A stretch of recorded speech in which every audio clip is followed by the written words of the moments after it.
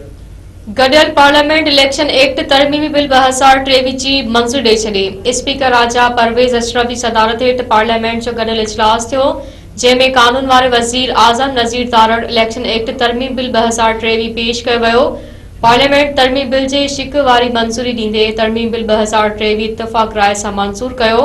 Election act 2023 में 54 तरमीमूं कयूं वयूं ऐं शिक 2003 में बि तरमीम बिल जो हिसो हुई। बिल में इलेक्शन एक्ट जी शिक 2003 में तरमीम कई वई आहे, जंहिं तहत निगरान हुकूमत के इज़ाफ़ी इख्तियार हासिल हूंदा। तरमीम तहत निगरान हुकूमत के मल्की मईशत लाइ ज़रूरी फ़ैसिलनि जो अख्तियार हूंदो ऐं निगरान हुकूमत आलमी इदारनि ऐं गैर मुल्की मुआहिदा करे सघंदी। वफ़ाक़ी वज़ीर सरदार अयाज़ सादिक़ पार्लियामेंट जे गडियल इजलास में चूंड सुधारनि वारो बिल बाबति ॻाल्हाईंदे चयो त काफ़ी माण्हुनि खे शिक 2003 आणण ते एतिराज़ हो।